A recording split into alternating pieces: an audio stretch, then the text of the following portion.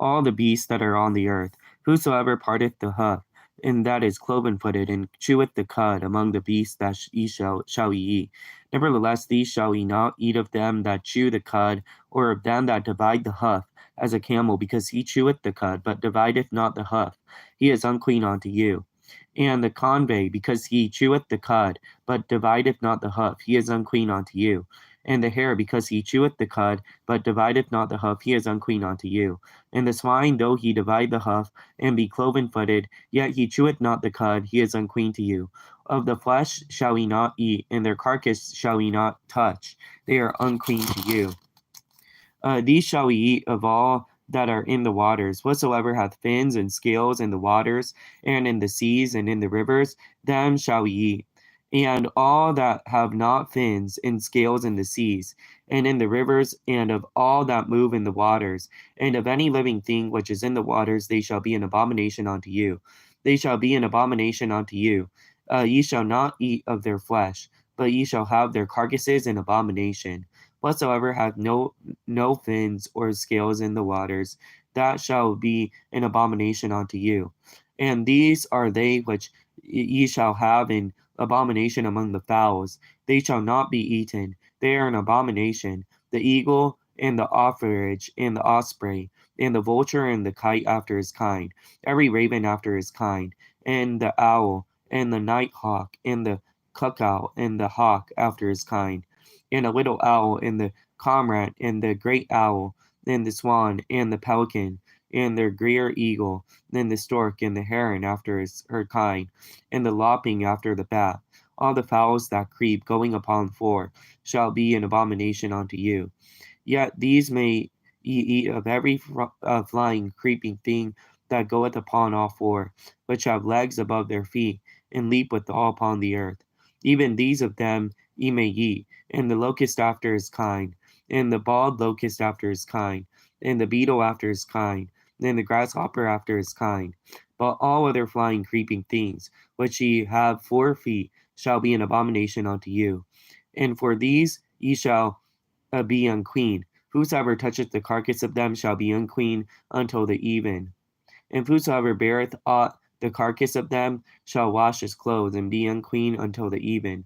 The carcasses of the beast which divideth the hoof, and is not cloven-footed, nor cheweth the cud, are unclean unto you, and every one that toucheth them shall be unclean. Whosoever goeth upon his paws, among all manner of beasts that go on all four, those are unclean unto you. Whoso toucheth their carcass shall be unclean until the even, and he that beareth the carcass of them shall wash his clothes, and be unclean until the even. They are unclean unto you. And these also shall be unclean unto you among the creeping thing that creepeth upon the earth, the weasel, the mouse, the tortoise after his kind, and the ferret, and the chameleon, and the lizard, and the snail, and the mole. And these are unclean unto you among all that creepeth. Whosoever doth touch them, when they shall be dead, shall be unclean until the even. And upon whosoever any of them, when they are dead, doth fall, it shall be unclean, whether it be any vessel of wood, or raiment, or skin, or sack, or whatever vessel it may be wherein work is done. It must be put into water, and it shall be unclean until the even, so it shall be cleansed. And every earthen vessel whereinto any of them falleth, whatsoever is in it shall be unclean, and ye shall break it, and all of the meat which may be eaten, that on which such water cometh, shall be unclean, and all drink that may be drunk in every such vessel shall be unclean, and everything whereupon any part of the carcass falleth shall be unclean, whether it be an oven, or ranges of or pots, they shall be broken down, for they are unclean, and shall be unclean unto you. Nevertheless, a fountain of or pit, wherein there is plenty of water, shall be clean, but that which touches their carcass shall be unclean. And if any part of their carcass fall upon any sowing seed which is to be sown, it shall be unclean. But any water be put upon the seed, and any part of their carcass fall thereon, it shall be unclean unto you. And if any beast which ye may eat die, he that toucheth the carcass thereof shall be unclean until the even. And he that eateth the carcass of it shall wash his clothes, and be unclean until the even. He that beareth the carcass of it shall wash his clothes, and be unclean until the even. And every creeping thing that creepeth upon the earth shall be an abomination, and shall not be eaten. Whatsoever goeth upon the belly, and whatsoever goeth upon all four, whatsoever hath more feet among all creeping things that creep upon the earth, them shall ye not eat, they are an abomination. Ye shall not make yourselves abominable with any creeping thing that creepeth, neither shall ye make yourselves unclean with them, that ye should be defiled thereby. For I am the Lord your God. Ye shall therefore sanctify yourselves, and ye shall be holy, for I am holy. Neither shall ye defile yourselves with any manner of creeping thing that creepeth upon the earth. For I am the Lord that bringeth you up out of the land of Egypt to be your God. Ye shall therefore be holy, as I am holy. For this is the law of the beasts, and of the fowl, and of every creeping creature, every living creature that moveth in the waters, and of every creature that creepeth upon the earth, to make difference between the unclean and the clean, and between the beasts that may be eaten and the beasts that may not be eaten.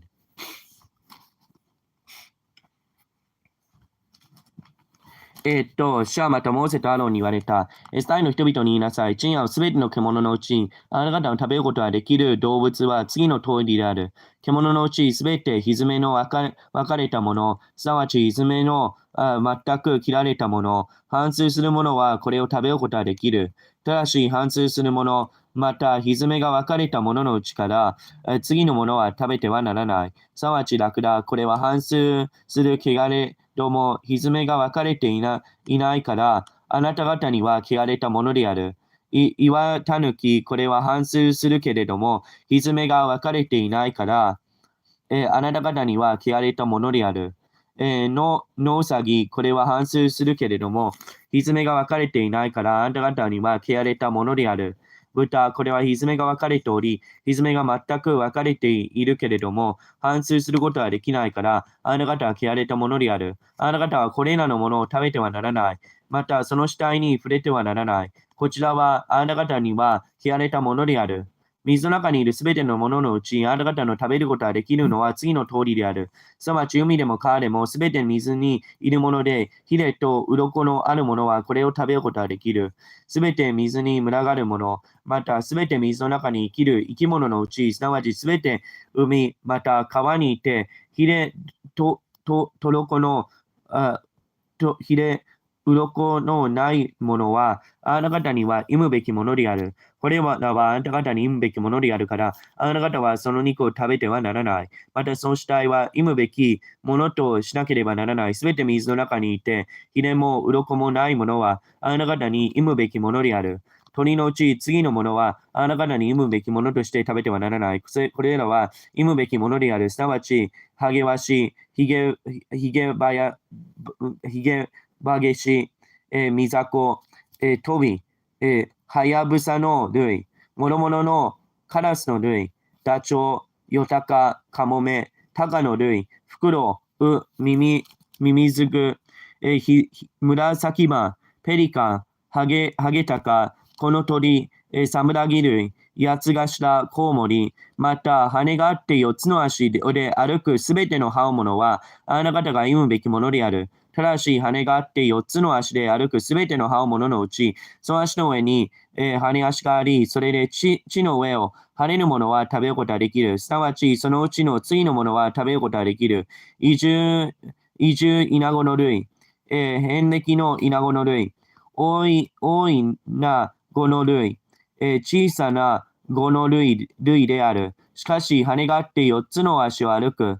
その他のすべての羽物は、あなた方に忌むべきものである。あなた方は次の場合、汚れたものとなる。すなわち、すべてこれらのものの死体に触れるものは、言うまで汚れる。すべてこれらのものの死体を運ぶものは、その衣服を洗わなければならない。彼は言うまで汚れる。すべてひずめの分かれた獣で、その切れ目の切れていないもの、また反省することをしないものは、あなた方に汚れたものである。すべてこれに触れるものは汚れる。すべて4つの足で歩く獣のうち、その足の裏の膨らみで歩くものは、皆あなた方に汚れたものである。すべての死体に触れるものは言うまで汚れる。その死体を運ぶものは、その衣服を洗わなければならない。彼らは言うまで汚れる。これらはあなた方に汚れたものである。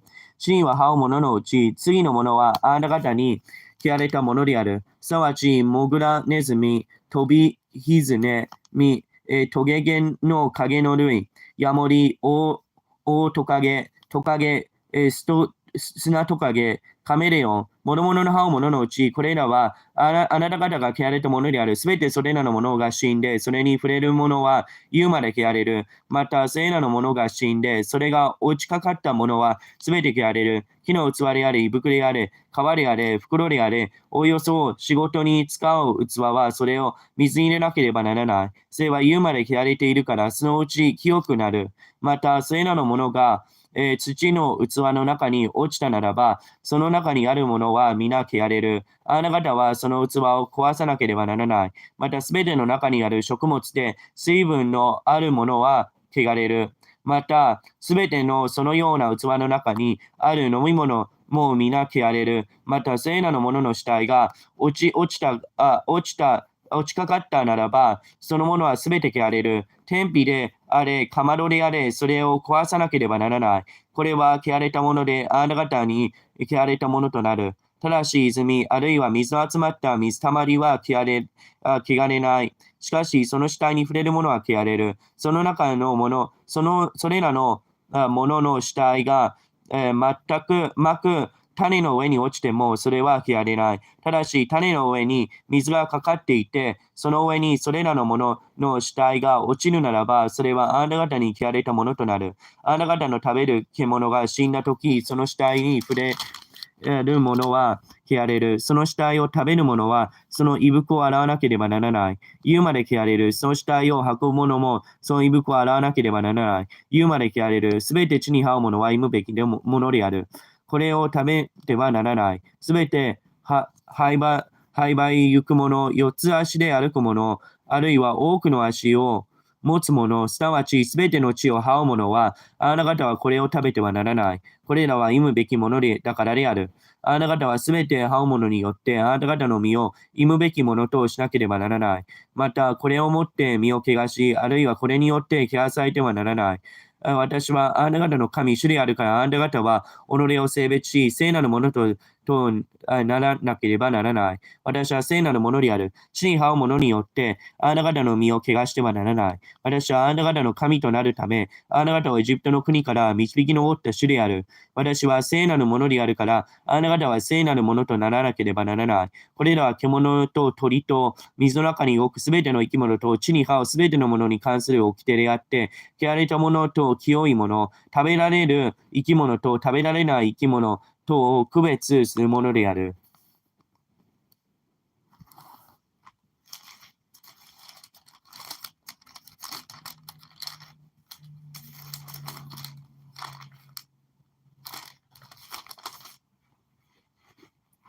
And the Lord spoke unto Moses, saying, Speak unto the children of Israel, saying, If a woman have conceived seed and born a man child, then she shall be unclean 7 days, according to days of the separation of her infirmity shall she be unclean.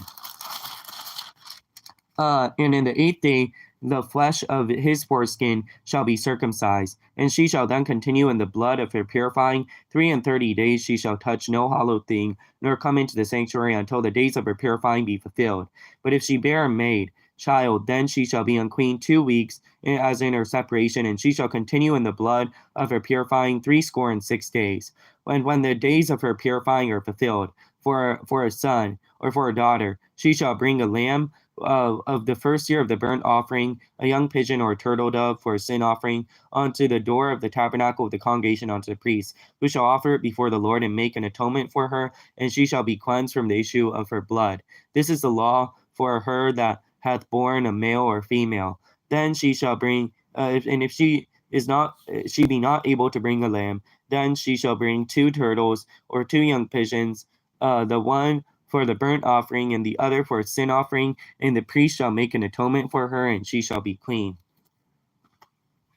シャはとモーセに言われた。イスラエルの人々に言いなさい。女がもし身ごもって男の子を産めば、7日の間汚れる。すなわち月の触りの日が、かすぼれと汚れるやろう。8日目にはその子の前の皮に活用を施さなければならない。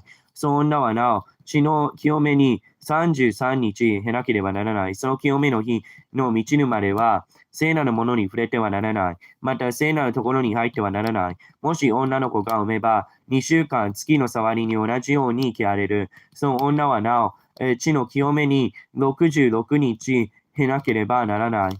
男の子はまた女の子について清めの日が満ちるとき、女は犯罪のために一切の子羊、財産のために家鳩のヒナ、あるいは山鳩、会見の幕屋の入り口の祭司のもとに立ち去いてこなければならない。祭司はこれを主の前に捧げて、その女のために贖いをしなければならない。こうして女はその出血の流れの汚れが清めるであろう。それは男の子または女の子を産んだ女のための掟である。もしその女が子羊の手を届かないときは、山鳩2羽が、家鳩ひな2羽かを取って、一つの犯罪、一つの財産とし、祭司はその女のために贖いをしなければならない。こうして女は清まるであろう。どうしよう。And the Lord spake unto Moses and Aaron, saying, When a man shall have in the skin of the flesh a rinsing, a scab, or a bright spot, and it be in the skin of his flesh, like the plague of leprosy, then he shall be brought unto Aaron the priest, and unto the one of his sons and the priest. And the priest shall look on the plague of the skin of the flesh, and when the hair of the plague is turned white, and the plague in the sight be deeper than the skin of the flesh, it is a plague of leprosy, and the priest shall look on him and pronounce him unclean. If the bright spot be white in the skin of his flesh, and in the sight be not deeper than the skin, and the hair thereof be not turned white, then the priest shut him that hath plague 7 days, and the priest shall look on him him the seventh day, and behold, if the plague in his sight be as day, and the plague spread not in the skin, then the priest shall shut him up 7 days more.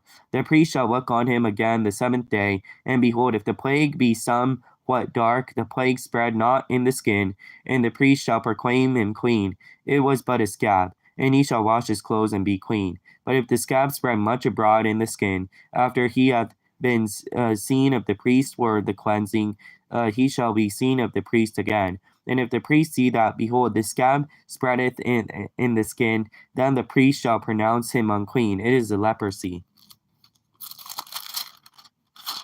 When the plague of leprosy in a man, then he shall be brought unto the priest, and the priest shall see him, and behold, if the rinsing being white in the skin, it have turned the hair white, there be quick raw flesh in the rising. It is an old leprosy, and in the skin of his flesh, and the priest shall pronounce him unclean, and shall not shut him up, for he is unclean. And if the leprosy break abroad in the skin, and the leprosy cover all the skin of him that hath the plague from his head even to his foot, wheresoever the priest looketh, then the priest shall consider, and behold, the leprosy have covered all his flesh. He shall pronounce him clean, that hath the plague, and is all turned white, and is clean.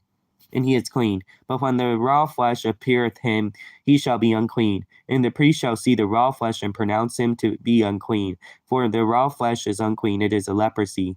Or if the raw flesh turn again, and be changed unto white, he shall come unto the priest. And the priest shall see him, and behold, if the plague be turned into white, then the priest shall pronounce him clean, that hath the plague, he is clean. The flesh also, in which even in the flesh, if in the skin thereof was a boil, and is healed.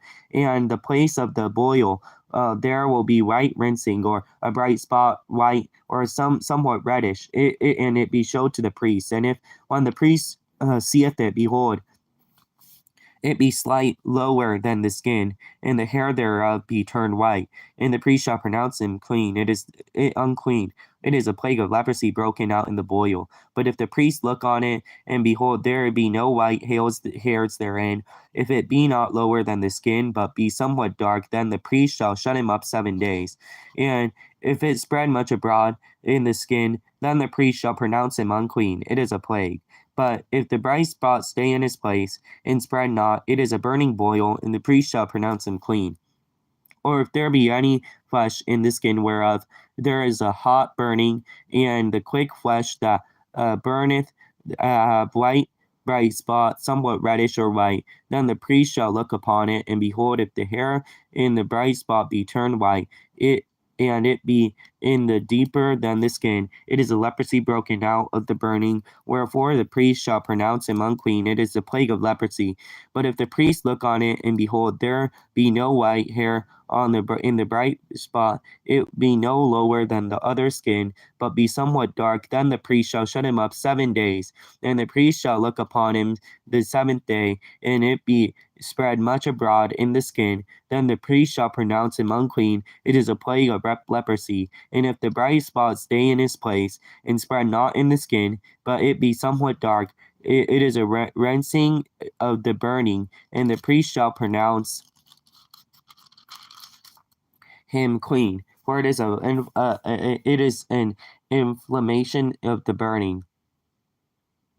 If a man or woman have a plague upon the head or the beard, then the priest shall see the plague. And behold, if it be in sight deeper than the skin, and there be in it yellow thin hair, then the priest shall pronounce him unclean. It is a dry skull, even a leprosy upon the head or a beard. And if the priest shall look on the plague of the skull, and behold, it be not in the sight deeper than the skin, and there is no black hair in it, then the priest shall shut up him that hath the plague of the skull 7 days. In the 7th day the priest shall look on the plague, and behold, if the skull spread not, there be in it no yellow hair, and the skull be in the sight deeper than the skin, he shall be shaven, but the skull shall he not shave. And the priest shall shut him up more that hath the skull 7 days more. And the 7th day the priest shall look on the skull, and behold, if the skull be not spread in the skin, nor be in sight deeper than the skin, then the priest shall pronounce him clean. And if he wash his clothes, and he shall be clean. And if the skull spread much in the skin after his cleansing, then the priest shall look on him, and behold, if the skull be spread in the skin, the priest shall not seek for yellow hair, he is unclean. But if the skull be in his sight at his day, that there is black hair grown therein, the skull is healed, and he is clean, and the priest shall pronounce him clean.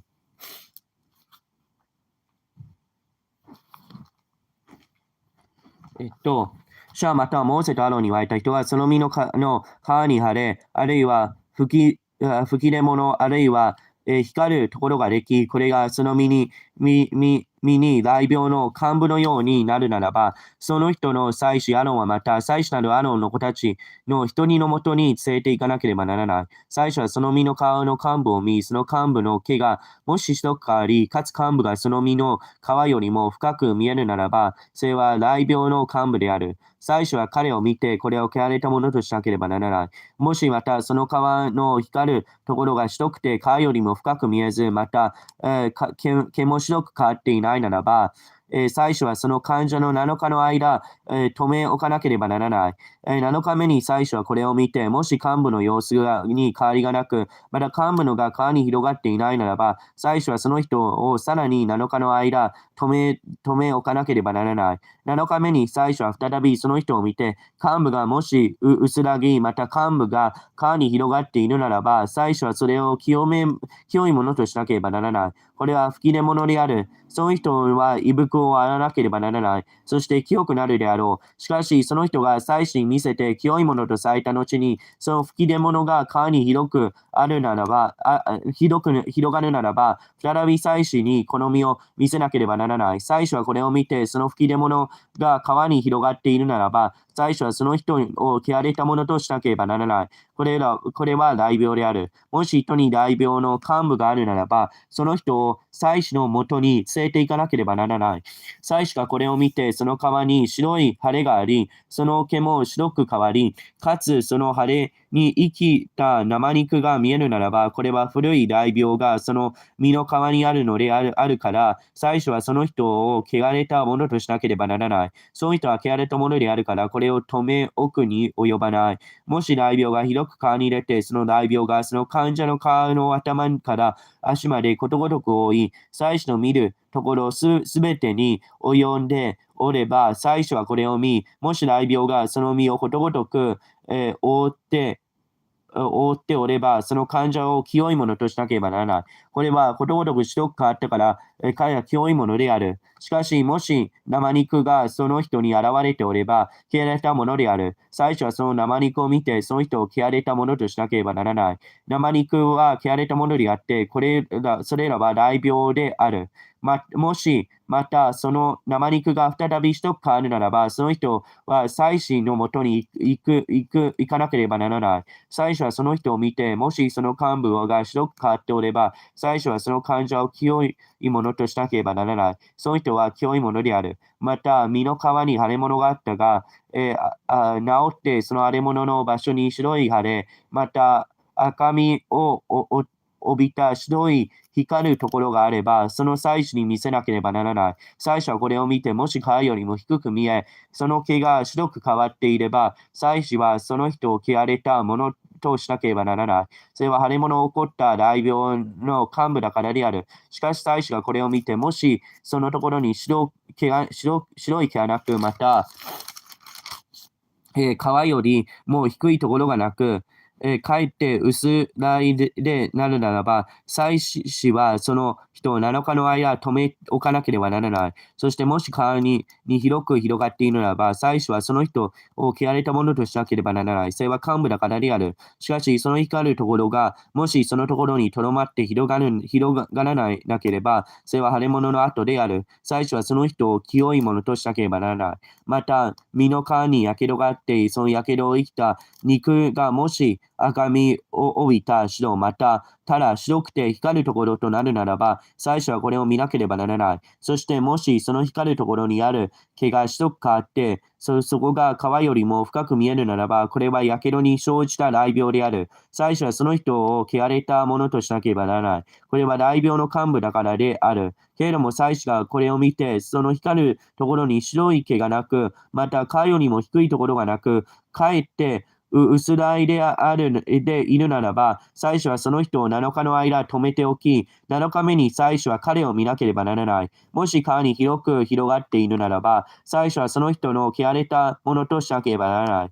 これは雷病の幹部だからである。もし光るところがそのところにとどまって、川に広がらずにかえって薄らいでいるならば、これは火傷の晴れである。祭司はその人を清いものとしなければならない。これは火傷の後だからである。男の子、あるいは女がもし、もし頭または幹部を生じたならば、最初はその幹部を見なければならない。もしそれが皮よりも深く見え、またそこに黄色の細い毛があるならば、最初はその人を汚れたものとしなければならない。それは海鮮であって、頭また顎の大病だからである。また、祭司がその海鮮の幹部を見て、もしそれが川よりも深く見えず、またそこに黒い毛がないならば、祭司はその海鮮の患者を7日の間止め置き、7日目に祭司はその幹部を見せなければならない。その海鮮がもし広がらず、またそこに黄色の毛がなく、海鮮が川よりも深く見えないならば、その人は身を剃らなければならない。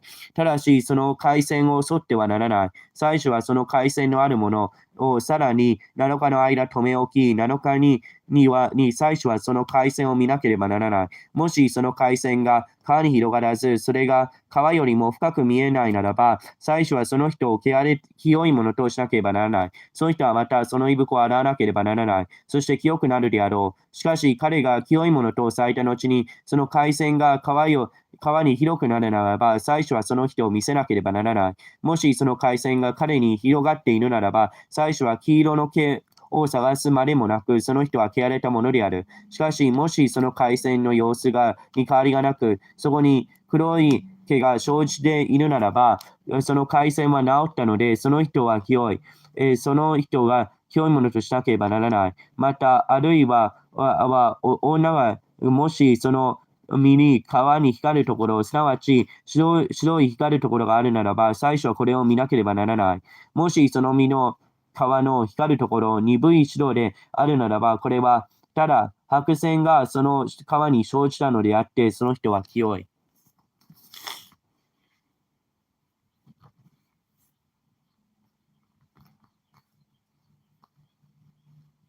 Yeah, if a man also or woman have a skin in their flesh, a bright spot, even white bright spots, then the priest shall look, and behold, if the bright spot is in the skin of the flesh, shall be darkish white. It is freckled spot that groweth in the skin, he is clean. And if a man whose hair is falling off his head is bald, yet he is clean. And he hath his hair fallen from the part of his head towards the face, he is forehead bald, yet he is clean.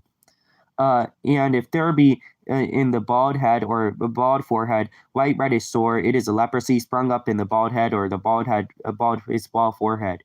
Then the priest shall look upon it, and behold, if the rinsing of the sore be white reddish in his bald head, or in the bald forehead, the leprosy appeareth in the skin of the flesh. He is a leprous man, he is unclean, and the priest shall pronounce him utterly unclean, and his plague in his head. And the leper in whom the plague is his clothes shall be rent, and his head bare, and he shall put a covering upon his upper lip, and he shall cry, Unclean, unclean. Then all the days wherein the plague shall be in him, he shall be defiled, he is unclean, he shall dwell alone without the camp, shall be his habitation be.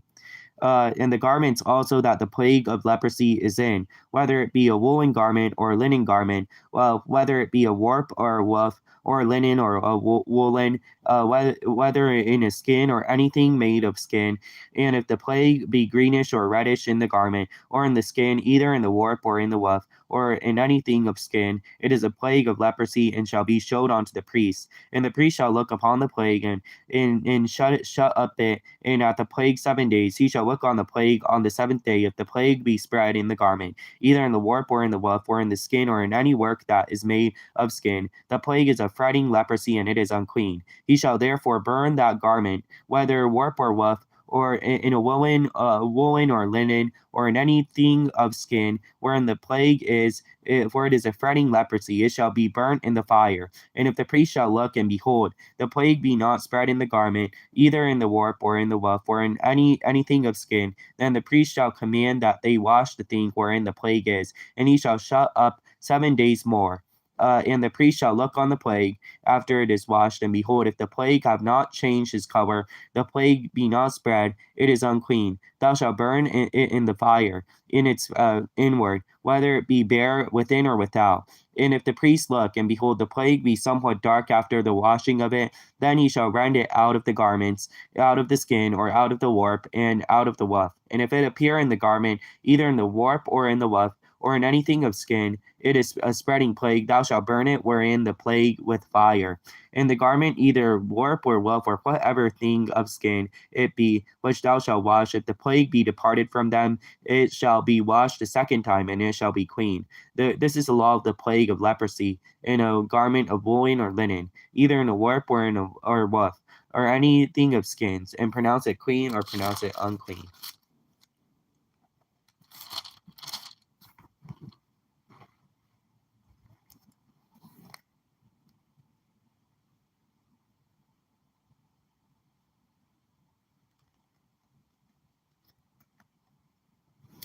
人がもし、その頭から毛が抜け落ちても、それがハゲならば清い。もしその額の毛が抜け落ちても、それが額のハゲならば清い。けれどももしそのハゲ頭、またはハゲ額に赤みを帯びた白い幹部があるならば、それはそのハゲ頭またはハゲ額に大病が発したのである。最初はこれを見なければならない。もしハゲ頭、またはハゲ額の幹部が腫れしとく赤みを帯びて、その皮に雷病が現れているならば、その人は雷病に侵されたものであって、汚れたものである。最初はその人を確かに汚れたものとしなければならない。幹部が頭にあるからである。幹部のある病人は、その胃袋を裂き、その頭を表し、その口毛を覆って、汚れたものと呼ばなければならない。その幹部が身にある日の間は、汚れたものとしなければならない。その人は汚れたものであるから、離れて住まなければならない。すなわち、その住まいは宿営の外でなければならない。また、胃袋に大病の幹部が生じたときは、それが羊毛の胃袋であれ、天の胃袋であれ、あるいは天または羊毛の縦糸であれ、横糸であれ、あるいは革であれ、革で作ったどのようなものであれ、もしその胃袋あるいは革、あるいは縦糸、あるいは横糸、あるいは革で作ったどのようなものにあれ、その幹部が青みを帯びているか、あるいは赤みを帯びているならば、これは雷病の幹部である。これを祭司に見せなければならない。祭司はその幹部を見て、その幹部のあるものを7日の間、留め置き、7日間に幹部を見て、もしその衣服、あるいは縦糸、あるいは横糸、あるいは皮、またどのように用いられている皮であれ、幹部が広がっているならば、その幹部は悪性の大病であって、それは汚れたものである。彼はその幹部のある衣服、あるいは羊毛、また天の縦糸、また横糸、あるいはすべての皮で作ったものを焼かなければならない。これは悪性の大病であるから、そのものを火で焼かなければならない。しかし、最初はこれを見て、もし幹部がその衣服、あるいは縦糸、あるいは横糸、あるいはすべての皮で作ったものに広がっているならば、最初は命じて、その幹部のあるものを表せ、さらに7日の間これを留め置かなければならない。そして、その幹部の洗った後、祭司はそれを見て、もし幹部の色が変わらなければ、幹部が広がらなくても、それは汚れたものである。それが表にあって、もう裏にあっても腐れるあるから、これを火に焼かなければならない。しかし、祭司がこれを見て、それを洗った後に、その幹部が薄平ならば、その衣服、あるいは皮、あるいは縦糸、あるいは横糸からそれを切り取らなければならない。しかし、なお、その衣服、あるいはその縦糸、あるいは横糸、あるいはすべて皮で作ったものにそれが現れれば、それは再発したのである。その幹部のあるものを火で焼かなければならない。また、洗った衣服、あるいは、縦糸、あるいは横糸、あるいはすべて皮に作ったものから幹部が消え去るならば、再びそれを洗わなければならない。そうすれば清くなるであろう。それは羊毛または天の衣服、あるいは縦糸、あるいは横糸、あるいはすべて皮で作ったものに生じる大病の幹部について、それを清いものとし、または汚れたものとするための掟である。